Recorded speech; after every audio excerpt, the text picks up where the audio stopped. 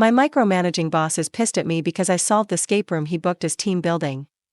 Last week my boss M42 organized a mandatory team building exercise for our department at an escape room.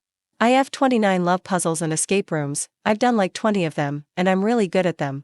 The thing is, my boss is kind of the control freak type who loves being the smartest person in the room. At the start, he made it clear he was leading the escape room and told us to follow his instructions. Fine. But the thing is, he wasn't exactly great at it. He kept overthinking the clues and barking out bad ideas that were going nowhere. Meanwhile, I had already mentally solved half the puzzles but kept quiet because I didn't want to be that person who takes over. About 15 minutes in, the rest of the team was getting visibly frustrated. People were just standing around while my boss argued with himself over a clue I'd already figured out. So, I casually solved a few puzzles and unlocked a door while he was rambling. He immediately got annoyed and said I was ruining the team experience and needed to let others contribute.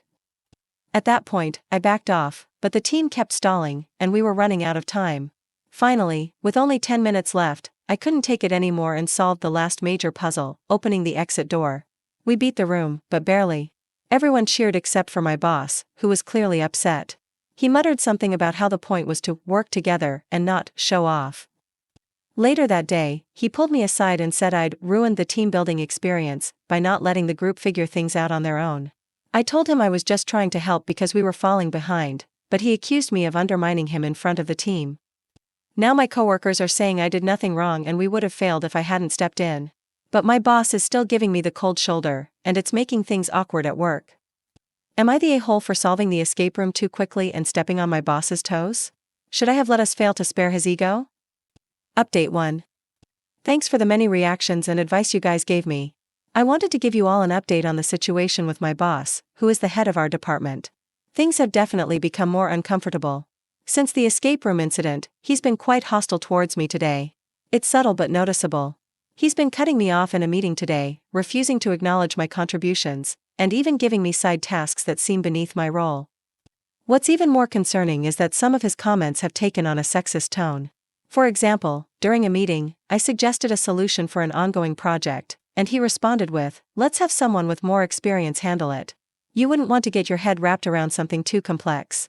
He said it in a patronizing tone, making it clear he thinks I'm not capable. On another occasion, he joked that I probably only solved the escape room so quickly because I like puzzles as a girly hobby. It's becoming clear that this isn't just about the escape room, his behavior is getting more problematic. His behavior seems to reflect deeper issues, possibly with how he views women in the workplace. I'm seriously considering reporting him to HR, but I want to make sure I document everything first, like you guys suggested. I don't want to quit my job right away because my boss decided to bully me. If I leave, I also leave my coworkers with this crazy behavior without speaking up myself. I appreciate all the advice you gave in my original post, it's helped me see the situation for what it really is. Update 2. The situation with my boss has escalated further, and it's becoming impossible to ignore.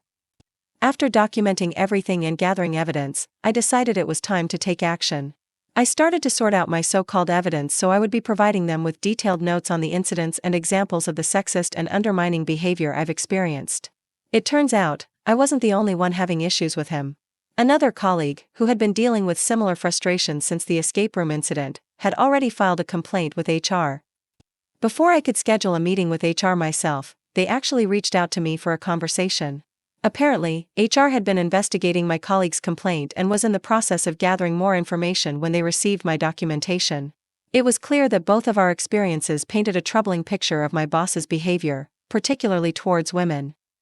As a result, HR has taken the situation seriously and my boss has been temporarily suspended while the investigation continues.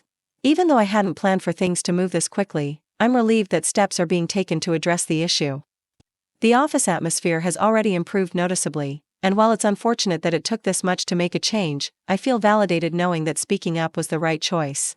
This experience has taught me the importance of standing up for myself, even when it's daunting. Thank you all again for your advice and support.